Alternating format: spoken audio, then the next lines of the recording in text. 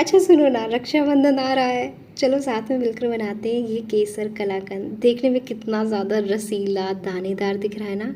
सारे के सारे टिप्स और सीक्रेट रेसिपी आज मैं आप सबके साथ में शेयर करूँगी इस वीडियो में। और घर पर बहुत ही बढ़िया ज़बरदस्त एकदम मार्केट जैसा इतना अच्छा लगेगा ना कि लगेगा खुद ही मिठाई की दुकान खोल लो। सच में इतना ज़्यादा अच्छा बनता है। तो इसको बनाने के लिए आपको घी की ज़रूरत नहीं पड़ेगी, आपको मावे की ज़रूरत नहीं पड़ेगी, पनीर की ज़रूरत नहीं पड़ेगी, चाशनी भी नहीं बनाना भाई। चाशनी से रेसिपियाँ इतनी ख़राब होती हैं, नहीं समझ में आता, तो चाशनी का भी कोई झंझट नहीं। तो चलो शुरू करते हैं। दही तो मिल ही जाएगा। अब दही चाहिए, घर का ही चाहिए, और ताज़ा ताज़ा दही लेना, बासा नहीं लेना है।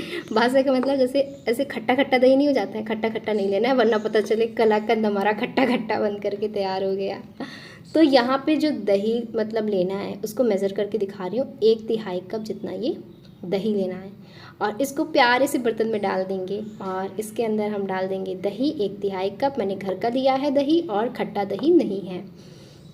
अब इसके बाद हम इसमें ऐड करने वाले हैं पानी। तो 1/4 कप मैंने यहाँ पे पानी ले लिया है, और इसे हम अच्छी तरीके से मिक्स करेंगे जब तक कि दही एकदम पतला नहीं हो जाता। तो इसलिए मैंने पहले से ही पतला दही लिया हुआ था, और अगर गाढ़ा है तो भी आप इसमें पानी ऐड कीजिए।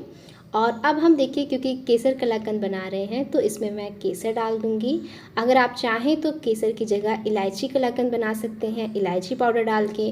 और चाहें तो कोई दूसरा फ्लेवर भी दे सकते हैं, जायफल यानी कि नटमेग का देना चाहें तो वो भी दे सकते हैं।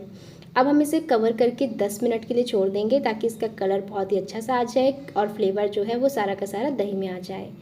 अब इस तरीके से मैंने टिफ़िन बॉक्स लिया हुआ है, इसे हम अच्छी तरीके से ग्रीस कर लेंगे कुछ इस तरीके से। और ग्रीस करने के बाद जो है हम इसके ऊपर एक बटर पेपर लगा देंगे। ये वाला जो बटर पेपर होता है ना, इसको आप दोबारा से यूज़ कर सकते हैं, तो इसीलिए ये इसकी हालत थोड़ी गंभीर दिख रही है। जैसे लग रहा है बहुत पुराना बटर पेपर है। एक्चुअली मैं धो के रख लेती हूँ, जब उसे यूज़ कर सकते हैं तो बर्बाद क्यों करना, पैसे पेड़ पे थोड़ी ना उगते हैं, ये वाला डायलॉग मिलता है मुझे। तो यहाँ पर हमने लिया है मिल्क पाउडर, और यहाँ हम डालेंगे 2 कप जितना मिल्क पाउडर। मैं आपको मिल्क पाउडर दिखा देती हूँ, क्योंकि बहुत लोग कहते हैं कि मिल्क पाउडर नहीं मिल रहा है, कौन सा मिल्क पाउडर लिया है। कोशिश मेरी 100% रहेगी कि मैं इसका लिंक आपको डिस्क्रिप्शन बॉक्स में दे दूँगी, तो एक बार आप चेक कर लेना। और अगर मैं भूल गई होंगी ना तो एक बार मुझे कमेंट करके बता देना। तो ये देखो, ये अमूल का ही मिल्क पाउडर होता है, स्किम मिल्क पाउडर है, मार्केट में आराम से सागर के नाम से मिलता है। मैं लोकली ख़रीदती हूँ, लेकिन अमेज़ॉन पे भी ये आपको मिल जाएगा। तो आप नॉर्मली ऐसे डालना सागर मिल्क पाउडर, तो आपको मिल जाएगा।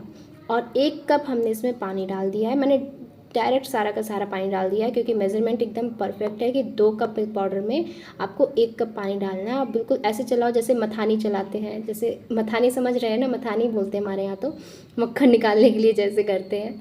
और ये देखिए बिल्कुल स्मूथ हो चुका है, इस तरीके से एकदम स्मूथ हो जाना चाहिए, इसमें कोई लम्स वगैरह नहीं रहने चाहिए। तो कोशिश है मेरी 100% मैं आप लोगों के साथ रेसिपी टिप्स के साथ मैं शेयर कर दूं। और अब देखिए, हम देख लेते हैं कि हमारा दही, हाँ ये देखिए बहुत ही अच्छे से हमारा केसर का जो फ्लेवर है इस दही में आ गया है। अच्छी खासी मात्रा आप अगर केसर की डालेंगे तो इसका फ्लेवर कलर बहुत ही अच्छा आता है। और चलिए अब हम इस दही को ट्रांसफ़र कर लेते हैं ये कढ़ाई में। और इसके बाद अभी हमें इसका फ्लेवर बहुत ही अच्छे से निकालना है इस दही में। तो हम इसे बिल्कुल धीमी आंच पे कुक करेंगे जब तक कि इसका जो फ्लेवर है, इसका जो कलर है वो सारा का सारा दही से निकल मतलब केसर से निकल करके दही में नहीं आ जाता। आप लोग मेरी पढ़ाई का पूछते ना, मुझे बहुत अच्छा लगता है, सच में बता रही हूँ। तो अब हमने ली है मतलब चीनी ली है, ये 1 कप का मेज़रमेंट है, जिसमें से मैंने 3/4 कप चीनी ली है, जिसे हम धीरे धीरे करके डालेंगे। 3/4 कप का मतलब कितना होता है मैं बताती हूँ आपको। 1 कप लेना है और उसमें से 1/4 कप निकाल देना है बाहर, उस 1/4 कप को यूज़ नहीं करना है।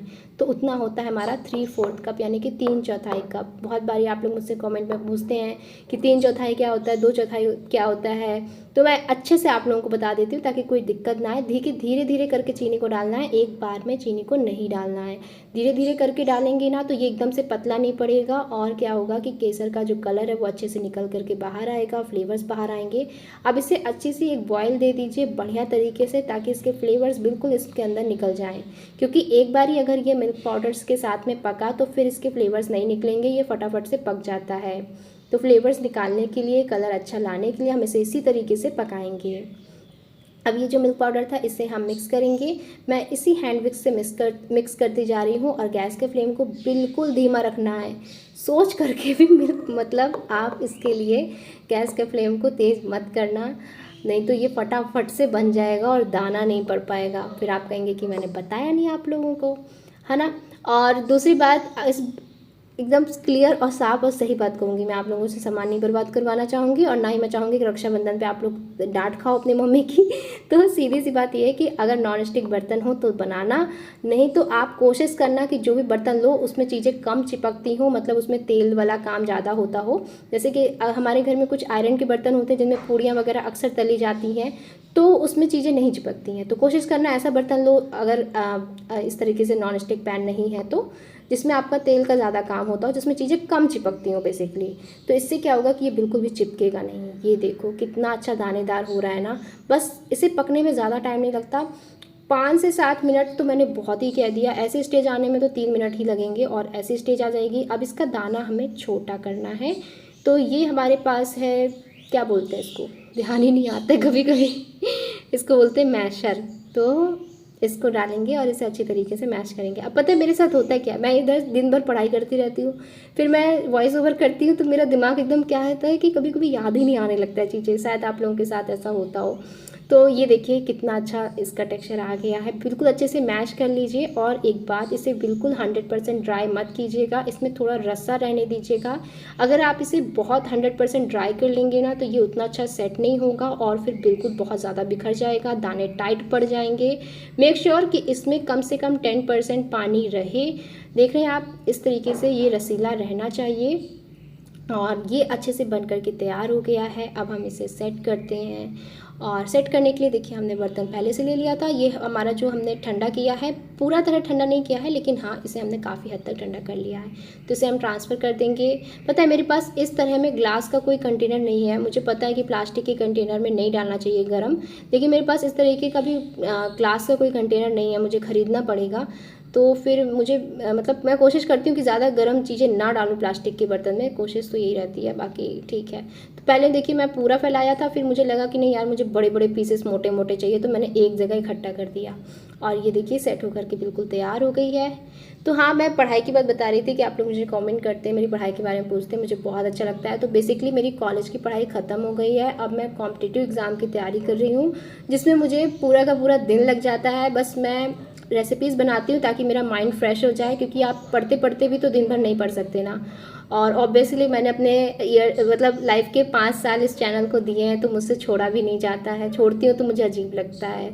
तो बस आप लोग सपोर्ट करते रहिए कि मेरी पढ़ाई भी होती जाए और मेरा चैनल भी चलता जाए। और ये देखिए कलाकंद बन करके तैयार है। मिलते हैं नेक्स्ट वीडियो में। बाय बाय, अपना ध्यान रखिएगा।